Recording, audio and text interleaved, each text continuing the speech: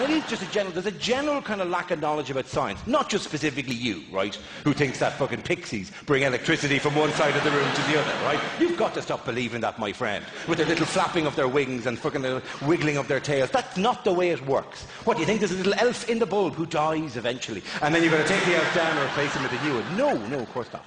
There's a general kind of, in the media, there's a lot of that kind of stuff that people don't know about numbers. I'm a numbers guy. I'm a dweeb, all right? I apologize. I'm a bit of a nerd about these kind of things. I get really pissed off when people give out about, like, crime going up, when they say the numbers are definitely going down, and then if you go, but the numbers are going down, they go, but the fear of crime is rising. And you're going, well, so fucking what?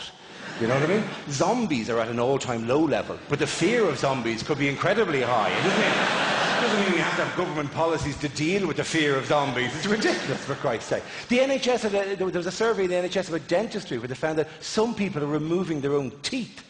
You know? And they brought on some senior dentists onto Sky News and gave out to him and said, how dare, this is terrible. People are removing their own teeth.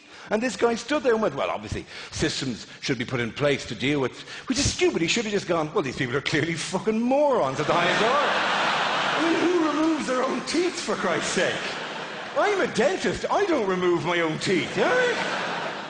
But there's kind of a notion that everyone's opinion is equally valid. My arse, bloke who's a professor of dentistry for 40 years, does not have a debate with some idiot who removes his teeth with string and a door, right?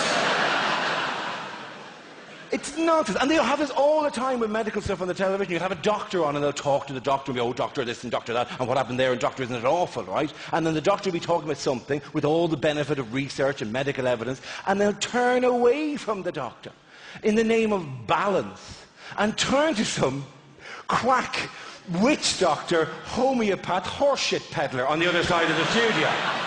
And I'm sorry if you're into homeopathy. It's water. How often does it need to be said? It's just water. You're healing yourself. What to give yourself the credit? Jesus, homeopaths get on my nerves with the old, well, science doesn't know everything. Well, science knows it doesn't know everything. Otherwise, it'd stop. But as well as that, you know, why would they bother? But as well, just because science doesn't know everything doesn't mean you can fill in the gaps with whatever fairy tale most appeals to you. No, well, the great thing with homeopathy is you can't overdose on it. Well, you could fucking drown.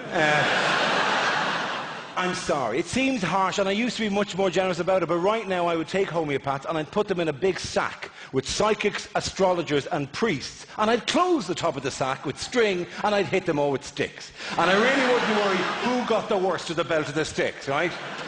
Anyone in answer to the difficult questions in life, the I don't know what happens after I die, or please, what happens if my loved ones die, or how can I stop myself dying? The big questions gives you an easy bullshit answer, and you go, well, do you have any evidence for that? And they go, oh, there's more to life than evidence.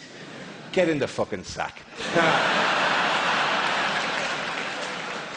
I'm sorry, herbal medicine. Oh, herbal medicine has been around for thousands of years. Indeed it has, and then we tested it all, and the stuff that worked became medicine. And the rest of it is just a nice bowl of soup and some potpourri. So knock yourselves out. Chinese medicine. Oh, Chinese medicine. But there are billions of Chinese. Chinese medicine must be working. Here's the skinny in Chinese medicine. 100 years ago, the life expectancy in China was 30. The life expectancy in China at the moment is 73. And it's not feckin' tiger penis that turned it around for the Chinese. Didn't do much for the tiger either, if you don't mind me pointing out.